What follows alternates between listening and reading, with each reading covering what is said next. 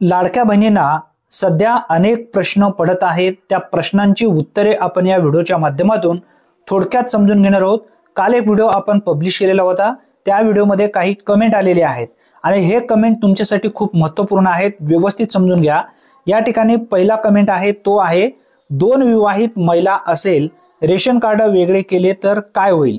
आता असा प्रश्न आहे, तुमच्या कुटुंबामध्ये दोन विवाहित महिला आहेत, आता यामध्ये एक विवाहित आहे आणि दुसरी अविवाहित आहे। असं असेल तर या ठिकाणी एक जरी रेशन कार्ड असेल तरी तुम्हाला लाभ मिळेल। परंतु तुमच्या कुटुंबात दोन महिला विवाहित आहेत आणि दोघही महिलांचे दोन रेशन कार्ड हे वेगवेगळे बनवलेले आहेत, तर इथं दोन्ही महिलांना लाभ मिळू शकेल कन्फर्म। म्हणजे एक महिला या ठिकाणी पात्र असू शकणार नाही, तर दोन्ही महिला या ठिकाणी पात्र असू शकेल। हा कमेंट एक महत्त्वपूर्ण आहे, कारण अनेक लाभार्थी या ठिकाणी प्रश्न विचारत आहेत। आता त्यानंतर बघा पुढचा कमेंट आहे, 2,50,000 रुपये उत्पन्न संदर्भात। आता 2,50,000 तुमचं उत्पन्न आहे वर्षाला। जर वर्षाला उत्पन्न असेल तर तुम्ही या लाडकी बहीण योजनेमध्ये पात्र आहात। जर तुम्ही प्रति महिन्याला 20,833 रुपयांचा उल्लेख या ठिकाणी करण्यात आलेला आहे।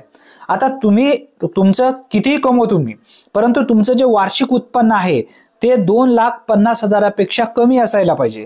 जर 2,50,000 पेक्षा वरचे तुम्ही जास्त या ठिकाणी कमवणारे व्यक्ती असाल तुमच्या कुटुंबातून, तर तुम्हाला या योजनेचा लाभ या ठिकाणी मिळू शकणार नाही। आता त्यानंतर पुढचा प्रश्न आहे, असं सांगण्यात आलेला, सर ज्या महिलांचे पती, बघा ज्या महिलांचे पती प्रायव्हेट कंपनीत काम करतो परंतु त्यांचा पीएफ कट होतो व त्या महिलेला या योजनेचा लाभ घेता येणार नाही का, प्लीज रिप्ले करा। तर इथे तुम्हाला 100% तुम्ही या योजनेचा लाभ घेऊ शकता। जर तुमचं पीएफ कटत असेल, तुमचं उत्पन्न प्रायव्हेट कंपनीमध्ये जरी असाल, तुमचं उत्पन्न वर्षाला जे आहे ना 2,50,000 रुपयांपेक्षा जास्त नसायला पाहिजे। इथं तुमचं उत्पन्न जे आहे 2,50,000 रुपयापर्यंत असायला पाहिजे वर्षाचं, तर तुम्ही इथं कन्फर्म या ठिकाणी लाभ घेऊ शकता। जरी तुमचं पीएफ कटत असेल तरी तुम्हाला लाभ मिळतं, काही काळजी करण्याची गरज नाही। आता त्यानंतर पुढचाच कमेंट होता तो होता, ई-केवायसी करून पैसे मिळणार नाहीत आणि न करून पण मिळणार नाहीत, हे मात्र नक्की। आता हा प्रश्न तुमचं स्वतःचा राहिला, कारण ई-केवायसी ही बंधनकारक ठेवण्यात आली आहे। जे लाभार्थी ई-केवायसी करतील अशाच लाभार्थ्यांना लाडकी बहीण योजनेचा लाभ कन्फर्म मिळू शकणार आहे, अन्यथा लाडकी बहीण योजनेपासून अशा महिलांना आता दूर केलं जाणार आहे, हे मात्र नक्की आहे। त्यासाठी जर तुम्ही या योजनेअंतर्गत लाभ घेत असाल तर लवकरात लवकर ई-केवायसी करून घ्या। जर तुम्ही पात्र असाल तर पात्र राहणार, जर तुम्ही अपात्र असाल तर पात्र होणार ई-केवायसी करून। त्यासाठी ई-केवायसी केली तरी तुमचा या ठिकाणी 100% फायदा होणार आहे, आणि ई-केवायसी केली नसेल तर तुम्ही तर इथं या ठिकाणी बाद होणारच आहात, हे मात्र नक्की आहे। त्यासाठी ई-केवायसी करूनच घ्या।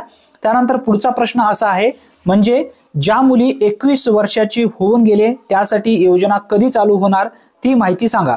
आता सध्या जर तुम्हाला अर्ज करायचा असेल तर यामध्ये अर्ज तुमचे सध्या नाही आहेत, म्हणजे इथं व्यवस्थित समजून घ्या। लाडकी बहीण योजनेमध्ये सध्या नवीन अर्ज भरणे सुरू नाहीत। जे पूर्वी अर्ज केलेले होते अशाच लाभार्थ्यांची आता सध्या जे काही योजना आहे, महिना 1,500 रुपये मिळत आहेत।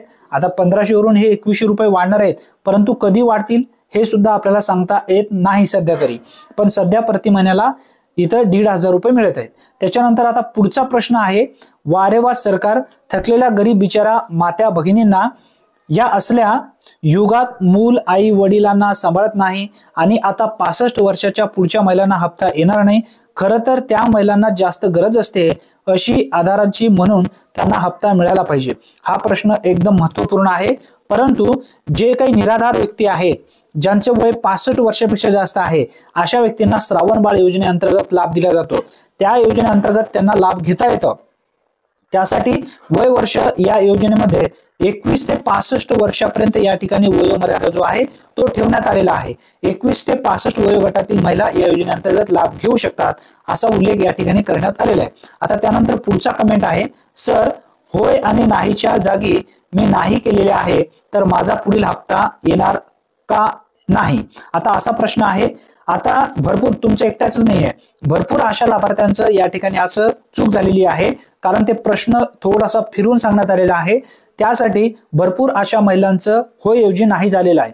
म्हणजे जरी तुमचं इथं होय ऐवजी नाही झालेलं असेल तर तुम्हाला काळजी करण्याची गरज नाही। तुमचं आधार कार्ड या ठिकाणी घेतलेलं आहे आधार कार्ड नंबर घेतलेला आहे, आधार कार्डच्या माध्यमातून तुमची ई केवायसी झाली आहे, एकतर तुमच्या स्वतःचा आधार कार्ड घेतलेला आहे, याचबरोबर तुमच्या पतीचा किंवा वडिलांचा आधार कार्ड घेतलेला आहे। त्यासाठी तुम्हाला इथे काळजी करण्याची गरज नाही। कन्फर्म तुम्ही जर पात्र असाल तर तुमच्या आधार कार्डच्या माध्यमातून त्या ठिकाणी व्हेरीफाय होईल, होय किंवा नाही जरी तुम्ही केला असेल तरी तुम्ही इथे काळजी करू नका, कन्फर्म तुम्हाला हप्ता मिळेल जर तुम्ही पात्र असाल तर। आता त्याच्यानंतर पुढचा जो प्रश्न आहे तो प्रश्न व्यवस्थित समजून घ्या। ज्यांना वडील आणि पती नाही तर पर्याय द्या, केवायसी करायचा आहे। हा प्रश्न खूप महत्त्वाचा आहे बरं काय, कारण अनेक महिलांचे हे प्रश्न आहेत, भरपूर अशा महिलांचे प्रश्न आहेत ज्यांचे पती किंवा वडील नाहीत। मग अशा महिलांनी नेमकं आता काय करायचं, हा पण प्रश्न खूप महत्त्वाचा आहे बरं काय। आता काय करायचं, कारण त्यांची ई केवायसी करता येत नाही। ई केवायसी करण्याची जी अंतिम दिनांक आहे ती तर 18 नोव्हेंबर पर्यंत आलेली आहे। आता फक्त काही दिवस 8 ते 10 दिवस बाकी राहिलेले आहेत। आता काय करायचं हा प्रश्न भरपूर अशा महिलांना पडलेला आहे। त्यासाठी शक्यतो तुम्हाला इतर कोणत्या तरी योजनेअंतर्गत इतर सरकार लाभ देऊ शकते, एकतर निराधार किंवा विधवा यामध्ये तुम्ही बसू शकता। त्यासाठी सध्या तरी या राज्य सरकारच्या माध्यमातून या संदर्भात कोणताही अपडेट ई केवायसी करण्याच्या संदर्भात देण्यात आले नाही। जेव्हा अपडेट येईल तेव्हा नक्की आपण व्हिडिओ घेण्याचा प्रयत्न करूया। त्यानंतर बघा पुढचा प्रश्न आहे, हा प्रश्न आहे सासू सुना आहेत तर दोन्ही लाभ भेटणार का किंवा दोघांना लाभ भेटणार का, असा प्रश्न या ठिकाणी विचारण्यात आलेला आहे। सासू सुनाला आता या संदर्भात मी सविस्तर माहितीचा एक व्हिडिओ बहुतेक 4 ते 5 दिवसाखाली टाकलेला होता, तरी पण तुम्हाला जर समजत नसेल तर व्यवस्थित समजून घ्या। सासू सुनाला इतर लाभ मिळू शकणार नाही जर तुम्ही एकाच कुटुंबात असाल तर। दोन्हीपैकी आता उदाहरणार्थ तुमच्या कुटुंबामध्ये एक सासू आहे आणि त्यानंतर सून आहे, असे 2 व्यक्ती तुमच्या कुटुंबामध्ये आहेत आणि दोन्ही विवाहित आहेत, रेशन कार्ड मात्र एकच आहे। त्यासाठी जर इथे एकच असेल तर एकालाच लाभ मिळू शकते। जर रेशन कार्ड तुमचं वेगळं असेल, सासूचा वेगळा आहे आणि सुनेचा वेगळा आहे, तर तुम्हाला दोघांना बी लाभ मिळू शकते। आणि काही सांगता येत नाही, जर कुटुंबाच्या व्याख्याप्रमाणे जर त्या ठिकाणी धरलं गेलं तर दोघाला सुद्धा लाभ मिळू शकते। आता त्याच्यामध्ये कुटुंबामध्ये कोण आहे, एक तुमची आई असेल आणि तुमचा वडील असेल, असं एक कुटुंब त्या ठिकाणी जर ग्राह्य धरलं तर वेगळा लाभ मिळू शकतो। आणि त्यानंतर तुमची पत्नी, तुम्ही आणि तुमचे लेकरं हे जर वेगळा कुटुंब या ठिकाणी जर ग्राह्य धरलं तर या दोघांना पण लाभ मिळू शकते। आता त्याच्यानंतर पुढे आहे, ये देखो 4 4 व्हीलर म्हणजे 4 चाकीची गाडी आहे, त्या 4 चाकी गाडी संदर्भात या ठिकाणी प्रश्न विचारलेला आहे।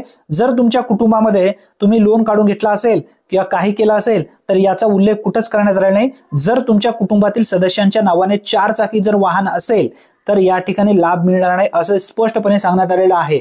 आता ई केवायसी केल्याच्या नंतर तुम्ही आता तुमचं जे तुम्ही लोनवर गाडी घेतलाय, तुम्ही हप्ते कसे फेडताय, आता त्यांना हे समजणार आहे। आता सध्या तरी जो काही नियम होता, जो काही अट होती, जे काही निकष होते त्यामध्ये सांगण्यात आलेलं होतं, ज्यांच्या नावे किंवा ज्यांच्या कुटुंबाच्या नावे 4 चाकी 4 व्हीलर असतील अशा महिलांना लाभ मिळणार नाही, याच्यामध्ये ट्रॅक्टर वगळून सांगण्यात आलेला होता। आता त्याच्यानंतर पुढे बघा, एक प्रश्न असा सुद्धा होता की 2 विवाहित चालेल का। आता यामध्ये मी परत सांगतोय, दोन्हीपैकी एकच विवाहित महिलांना या ठिकाणी लाभ मिळणार आहे। एका कुटुंबामध्ये 2 महिला जर विवाहित असेल, आता 2 महिला जर विवाहित असेल तर दोघांना सुद्धा या ठिकाणी लाभ मिळू शकत नाही, दोघांपैकी एकालाच लाभ मिळू शकतो। आता याच्यामध्ये कोणाला लाभ मिळणार या संदर्भात सुद्धा माहिती आपल्या चॅनलवरती आपण घेतलेली होती। त्यासाठी जर तुमचे 2 विवाहित जरी असाल तर वेगवेगळे तुमचे जर रेशन कार्ड असेल तर दोघांना सुद्धा या ठिकाणी लाभ मिळू शकते। आता त्याच्यानंतर असे अनेक प्रश्न त्या महिलांचे वारंवार येत आहेत, काही महिलांचे प्रश्न तर भरपूर असे आहेत। आपण या व्हिडिओमध्ये थोडक्यात जे महत्त्वपूर्ण प्रश्न आहेत ते प्रश्न आपण या ठिकाणी मांडण्याचं काम केलेलं आहे आणि त्यांचं उत्तर सुद्धा आपण थोडक्यात व्यवस्थित देण्याचं काम केलेलं आहे। तुम्ही कमेंट करा या पुढील व्हिडिओमध्ये, जर व्यवस्थित तुमचे जर कमेंट आलेले असतील, महत्त्वपूर्ण कमेंट असतील तर नक्की आपण त्या संदर्भात सुद्धा एक व्हिडिओ व्यवस्थित समजून घेण्याचा प्रयत्न करूया। अतिशय महत्त्वपूर्ण ही माहिती असल्यामुळे जास्तीत जास्त महिलांपर्यंत हा व्हिडिओ नक्की शेअर करा। चॅनलवरती जर तुम्ही पहिल्यांदाच आला असाल तर चॅनलला सबस्क्राइब करून ठेवा। धन्यवाद, पुन्हा भेटूया नवीन व्हिडिओमध्ये नवीन माहितीसह। जय हिंद, जय महाराष्ट्र।